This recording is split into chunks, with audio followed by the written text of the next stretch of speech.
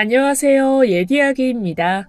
예디야기의 사연을 여러분들에게 읽어드릴 DJ 유진입니다. 구독과 좋아요는 채널 운영에 큰 힘이 됩니다. 꼭 부탁드리며 저는 여러분들의 댓글도 모두 읽고 있습니다. 댓글도 많은 참여 부탁드립니다. 그럼 오늘의 사연 바로 시작할게요. 안녕하세요. 전 안양에 사는 30대 여자입니다. 제가 오늘 보내는 사연은 몇 년 전 제가 겪은 일입니다. 취업을 준비할 때부터 다니고 싶었던 회사가 있었어요. 회사 규모도 좋고 튼실하기도 했지만 복지 좋고 회사 분위기 좋은 곳으로 유명했었죠. 그런 회사니 얼마나 경쟁이 치열했겠어요. 지원한다고 해도 될 자신은 없었지만 아쉽게도 제가 취업해야 하는 시기에는 채용 공고가 뜨지 않았습니다.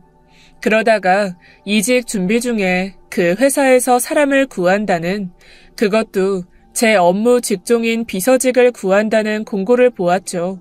그래서 되지 않더라도 이력서나 내보자 하는 마음에 지원했어요. 그런데 믿어지지 않게 최종 면접까지 보게 되었습니다. 면접을 보러 가는데 어찌나 떨리던지 기대하지 말자 다짐하면서 갔는데도 정말 많이 긴장되더라고요. 대표 비서실 직원을 뽑는 거라 그런지 면접관 중에 대표님도 계셨죠. 4명의 지원자들에게 면접관들이 이것저것 질문하는데 딱딱하고 무섭게 질문하는 분도 계셨습니다. 그런데 대표님은 긴장하지 말라고 웃으면서 편하게 이야기하시더라고요. 회사 분위기가 좋다더니 대표님이 참 좋구나 했죠. 긴장했지만 면접을 잘 봤다고 생각하고 나왔습니다. 착각인지는 몰라도 대표님이 저에게 호의적이라는 느낌을 면접 내내 받았거든요. 그래서 혹시나 합격할 수 있겠다 생각했죠. 그런데 정말 제가 합격하게 되었습니다. 합격 전화를 받고 얼마나 신났는지 몰라요. 엄마가 놀라서 방으로 뛰어오실 정도로 전화를 끊자마자 소리를 막 질러댔죠. 입사하고 대표님을 모시면서 정말 잘 뽑았다 생각하시게 해야지 다짐했습니다. 다른 지원자들보다 제 스펙이 조금은 부족했을 텐데 제가 뽑힌 건 대표님 덕분이라고 생각했거든요. 역시나 듣던 대로 대표님은 참 존경스러운 분이었습니다. 직원들에게 말 한마디라도 친절하게 하셨고 회사 내 복지에 신경을 많이 쓰셨죠. 잘 쉬고 잘 놀아야 일도 잘하는 거라고 직원들의 여가도 신경 썼어요. 직원들 중에 저처럼 대표님을 존경하는 사람들이 많았습니다. 특히 여직원들에게 인기가 최고였죠. 능력 있고 친절하고 멋지다고 좋아들 했어요. 인망이 높은 대표님에 대한 소문이 꽤나 퍼졌는지 업계 잡지나 신문에서 인터뷰 요청도 들어왔습니다. 대표님을 모시고 인터뷰 자리에 나가면 괜히 제가 뿌듯하더라고요. 간혹 대표님이 과하게 자신감이 넘치는 사람이라는 생각도 들기는 했습니다. 가끔씩 자화자찬을 하는 걸 즐기기도 했고요. 하지만 대표님이 말하는 것이 모두 사실이고 능력 있는 사람이니 그것도 나쁘게 보이지 않았죠. 그저 이런 사람이 제 상사라는 것이 자랑스러웠습니다. 하루는 함께 일하는 비서실 선배에게 말했어요. 정말 우리 대표님 너무 좋지 않아요? 저 대표님이랑 일하는 게 너무 뿌듯해요.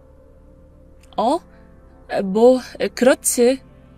이제 인터뷰도 하시고 이러다 대표님 너무 유명해지시는 거 아닌지 몰라요. 그런데 어쩜 대표님은 직원들한테 그렇게 잘하실까요? 그런 사람으로 보이고 싶으니까 그러는 거 아닐까? 직원들을 위하는 대단한 김 대표. 네? 아니야, 아무것도. 선배는 저와 생각이 다른 것 같았죠. 대표님이랑 오래 일했으니 그래도 안 좋은 점이 있기는 했었나 보다 생각했어요. 그래도 저렇게 좋은 분인데 선배가 좀 이상하다 싶었습니다. 회사를 다니고 한 서너 달 지났던 것 같아요. 오랜만에 많은 사람들이 참석하는 회식 자리가 있었죠. 회식이 고역인 경우가 많잖아요. 하지만 저희 회사 회식은 너무 좋았어요. 상사가 직원들한테 스트레스 풀고 억지로 술 먹이고 이런 분위기가 전혀 없었거든요. 그냥 재밌게 이야기하고 맛있는 음식 먹고 술 마시고 싶은 사람만 술 마시는 분위기여서 그날도 전 한껏 들뜬 마음으로 재미있게 시간을 보내고 있었죠. 그런데 대표님이 그날 술을 좀 많이 드셨어요. 술을 드시다 말고 옆자리에 있는 제 손을 꼭 쥐셨습니다. 평소에도 가끔 스킨십을 하는 편이어서 그냥 그런가 보다 했죠. 동생이나 조카를 예뻐하는 것 같은 거라고 생각했거든요.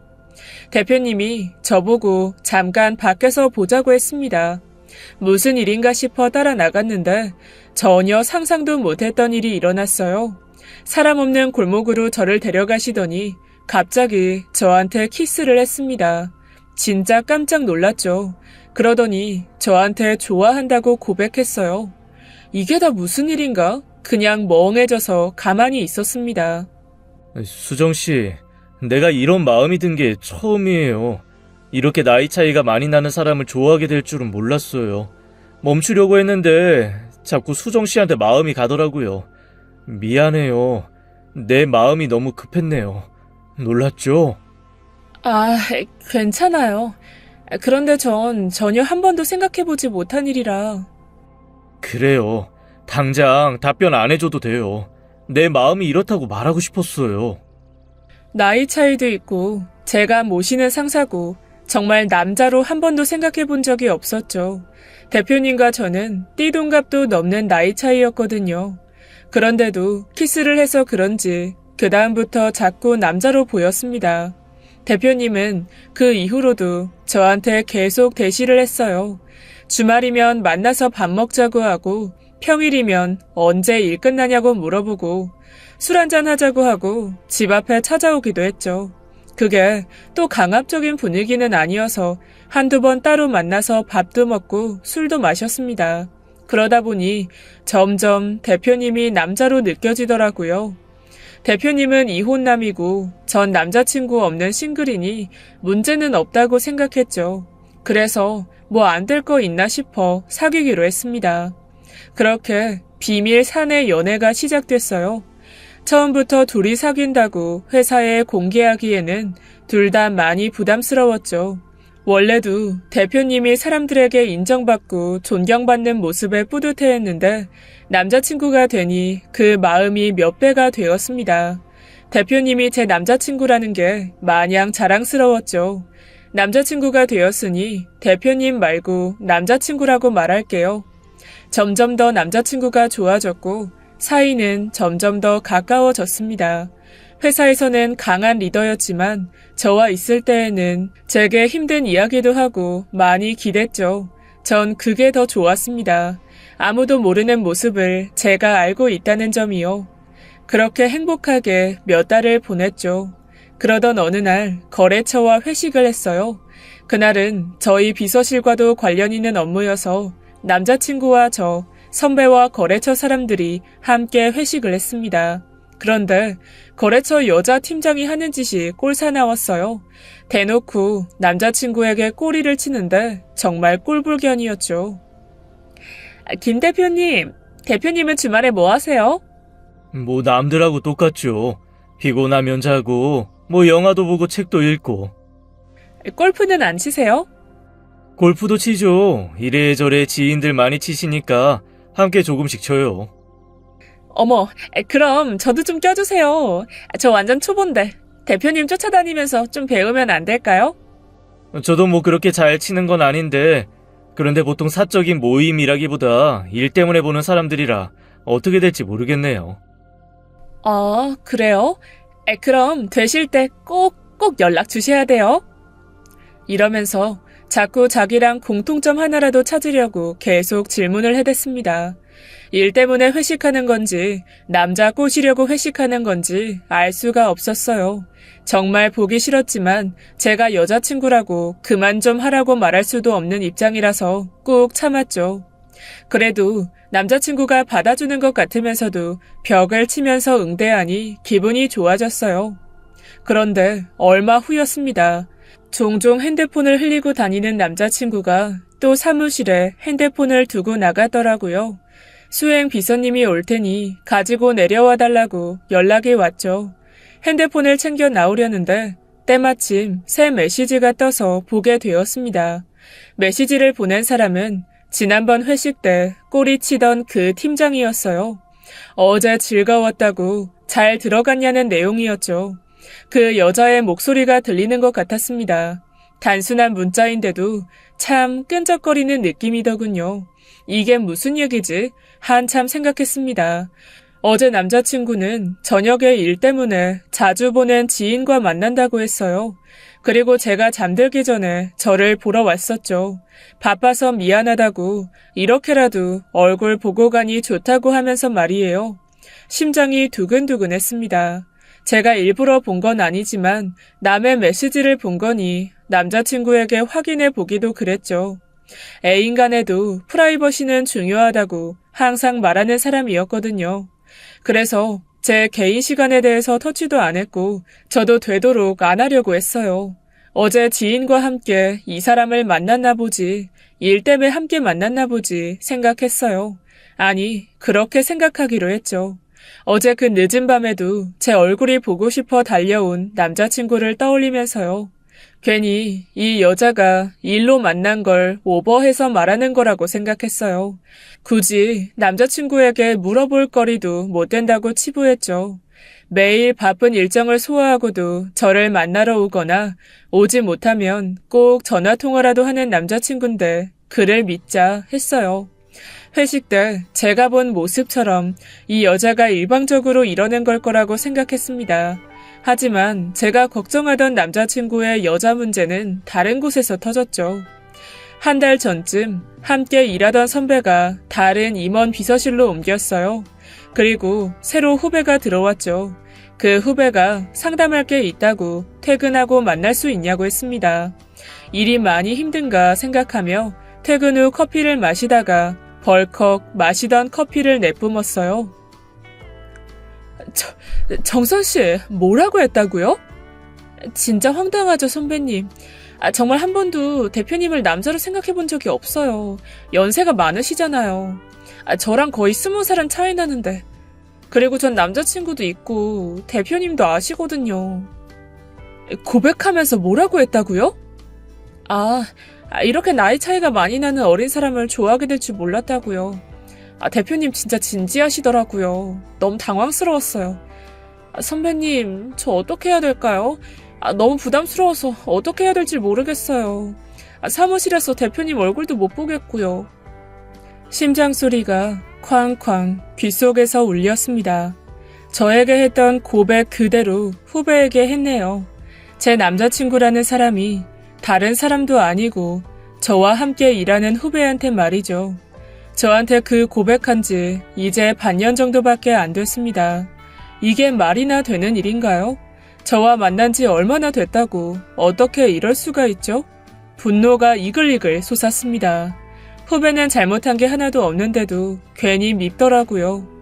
후배 앞에서 제 속을 드러내지 않으려고 정말 갖은 애를 다 썼죠. 제가 남자친구도 있고 전 대표님 남자로 생각해 본 적이 없다고 말씀드렸는데도 계속 연락하세요. 어제는 집 앞에까지 찾아오셨더라고요. 선배님, 저 회사 그만둬야 될까요? 그래도 어떻게 들어온 회사인데. 그런 일이 있었구나. 정선씨, 정말 불편하고 힘들겠다. 어떻게 대표라는 사람이 자기 비서한테 그러니? 더구나 네가 분명히 거부 의사를 밝혔는데 어떻게 해야 될까? 내가 뭐라고 해줄 말이 없네. 미안해. 후배한테 사실은 그 사람이 내 남자친구라고 나한테도 똑같이 그렇게 고백했다고 말하고 싶었어요. 막 소리 지르면서 울고 싶었죠. 하지만 그러기에는 너무 창피했어요. 후배는 딱 이렇게 거부한 걸 전 왜 이 사람에게 넘어가서 이런 마음고생을 하나 제 탓도 했고요. 후배는 며칠 동안 고민하더니 결국 회사를 그만두겠다고 했죠. 자기 남자친구에게 말했더니 난리가 났대요. 회사 찾아오겠다고 대표 가만히 안 놔둔다고 하면서 말입니다. 그래서 그냥 자기가 그만두겠다고 했다네요. 전 꾹꾹 참고 있다가 주말에 만난 남자친구에게 터뜨렸죠.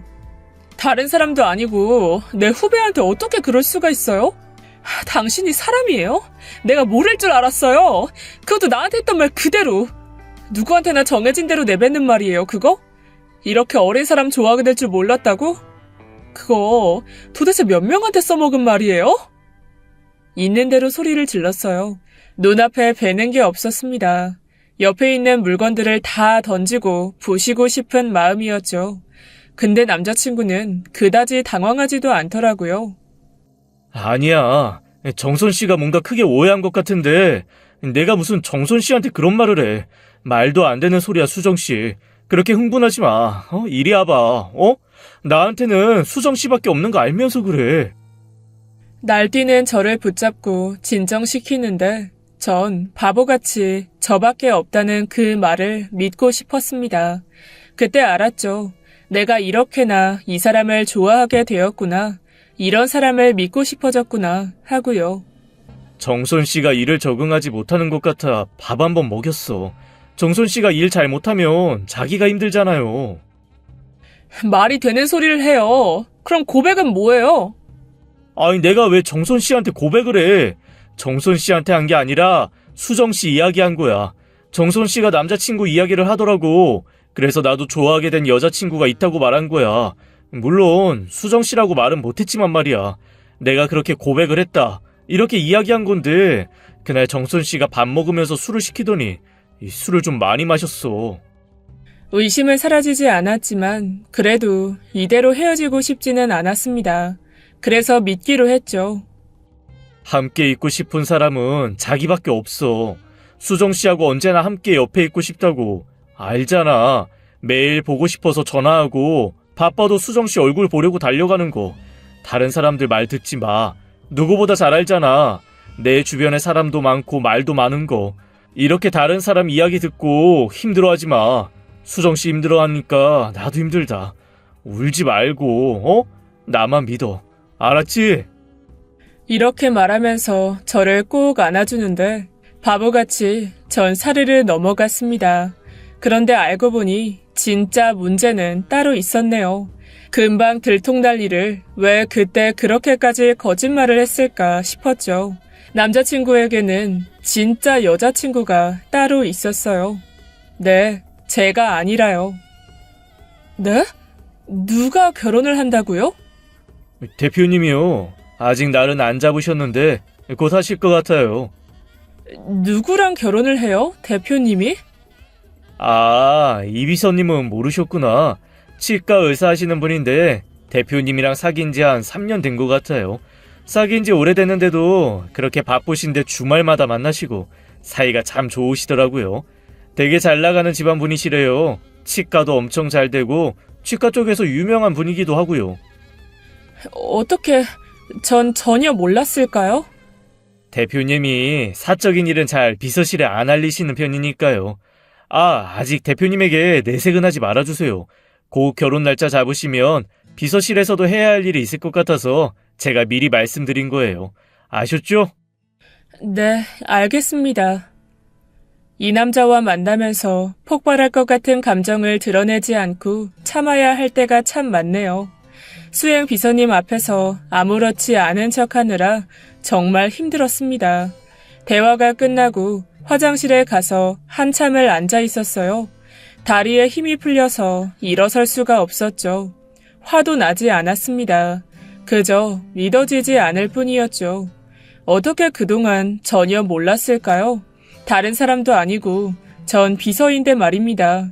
그리고 저와 보낸 그 많은 시간 동안 어떻게 몰랐을까요? 그동안 여자친구가 내내 있었다니 저만 몰랐지 제가 대표님 세컨드였네요. 전 여태까지 제가 여자친구라고 남자친구에게 들이대는 여자들을 걱정했는데 알고 보니 제가 여자친구 있는 남자를 만나는 여자였습니다. 제가 입사하고부터 바로 사귄 것도 아닌데 비서 일을 하면서 어떻게 여자친구가 있다는 것을 전혀 몰랐을까 생각해 보았죠.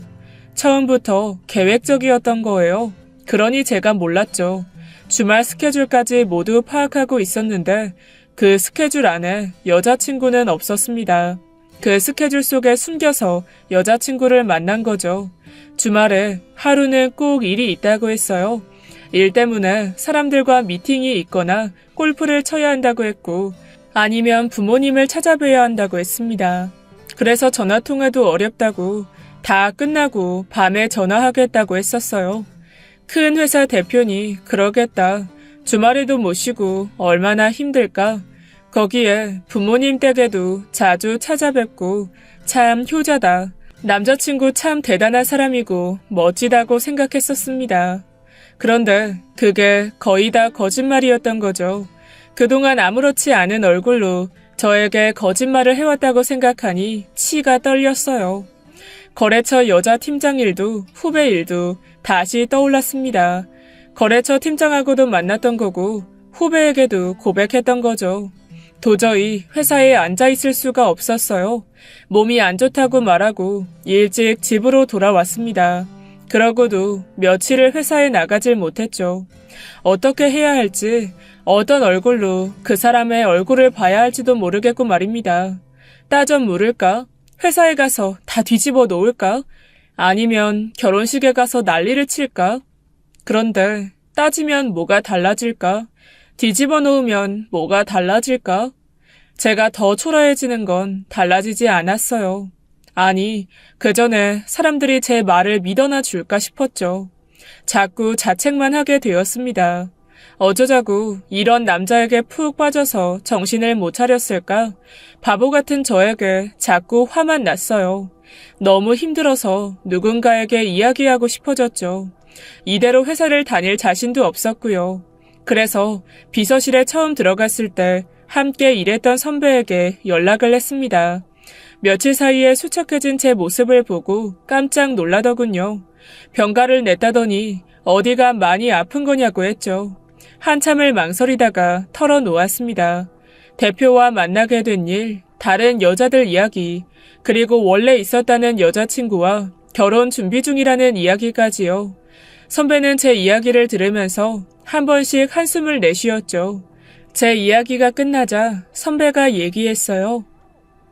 너만 당한 거 아니야. 김 대표 그런 사람인 거 알 사람들은 다 알아. 네? 김 대표 여자 관계 복잡한 거 알 사람들은 다 안다고. 나한테도 사귀자고 했었어. 정말요? 그래. 난 아니라고 분명히 여러 번 말했는데도 집요하게 굴어서 사이가 껄끄러워졌지. 그래서 이사님 비서실로 옮긴 거야. 전 그런 줄도 모르고 왜 옮기시나 했어요. 나야 옛날 일이지만 그나저나 수정씨 너무 힘들겠다. 내가 미리 귀띔이라도 해줬어야 했는데 미안해. 아니에요. 저희가 모시는 상사인데 그런 얘기 쉽게 할 수 있나요? 제가 사람을 잘 못 봐서 그렇죠. 아니야. 그 사람 작정하고 그러는데 정말 장난 아니더라. 근데 난 고백 받기 전에 들은 이야기가 있었거든. 그래서 조심하고 있었어. 어떤 얘기요? 아니, 확실한 건 아닌데 비서 뽑을 때 자기 취향인 여자들만 뽑는다고 그러더라고. 그 얘기 처음 들었을 때 진짜 기분 나빴는데 듣고 나니까 은근히 김 대표 경계하게 되더라. 그리고 회사 안에서만 만나는 여자가 몇은 될 거라는 얘기도 들었어. 선배 이야기에 정신이 바짝 들었습니다. 정말 어쩌다가 제가 좋아진 게 아니었어요. 그 사람은 아주 습관이었던 거죠.